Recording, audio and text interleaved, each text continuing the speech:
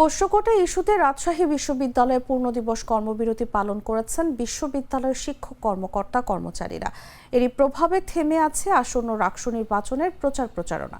তবে শিক্ষক কর্মকর্তা কর্মচারী ও শিক্ষার্থী উভয় পক্ষই তাকিয়ে আছেন বিশ্ববিদ্যালয়ের সিন্ডিকেটের জরুরি সভার সিদ্ধান্তের দিকে।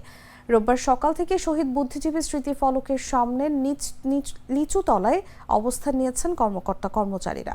তবে কোনো শিক্ষককে সেখানে অবস্থান নিতে দেখা যায়নি। কর্মবিরতিতে বন্ধ বিশ্ববিদ্যালয়ের সব ধরনের অফিসিয়াল কার্যক্রম, কিন্তু কিছু কিছু বিভাগ নিজ উদ্যোগে ক্লাস পরীক্ষা নিচ্ছে। কর্মকর্তা কর্মচারীদের দাবি, শনিবার যারা বিশ্ববিদ্যালয়ের উপাচার্য, শিক্ষক ও কর্মকর্তাদের গায়ে হাত তুলেছে তাদের আজকের মধ্যেই বহিষ্কার করতে হবে। প্রাতিষ্ঠানিক সুবিধাও নিশ্চিত করতে হবে বলে জানান তারা। এদিকে সকাল থেকে থমথমে পরিস্থিতি বিরাজ করছে ক্যাম্পাস জুড়ে। আসন্ন রাকসু নির্বাচনের প্রচারণায়ও নামতে দেখা যায়নি প্রার্থীদের।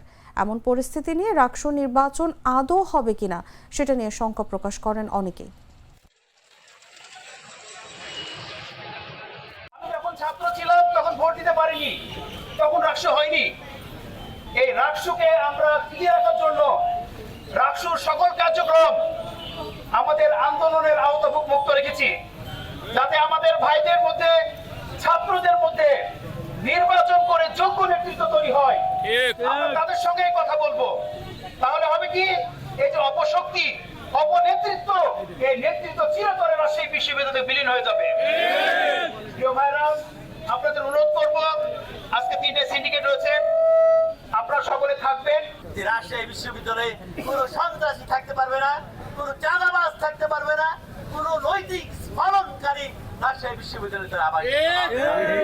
তাই প্রশাসনের কাছে আমার বিনীত অনুরোধ, এইসব সন্ত্রাসী কর্মকাণ্ডে যেসব ছাত্র নামধারী সন্ত্রাসীরা জড়িত, আজকের মধ্যেই তাদের বিরুদ্ধে দৃষ্টান্তমূলক ব্যবস্থা। আমার একটা স্মার্ট সিদ্ধান্তে 25% গ্যাসের খরচ কমেছে। ভাবছেন কিভাবে? সাধারণ গ্যাস স্টোভ বদলে আমি এনেছি আরএফএল গ্যাস স্টোভ। এর সাইন্টিফিক নজল ও ব্রাস বার্নার ক্যাপ সমানভাবে তাপ ছড়িয়ে রান্না করে দ্রুত। তাই গ্যাসও বাঁচায় 25%, টাকাও বাঁচে 25%। আরএফএল গ্যাস স্টোভ, নিরাপদ ও গ্যাস সাশ্রয়ী।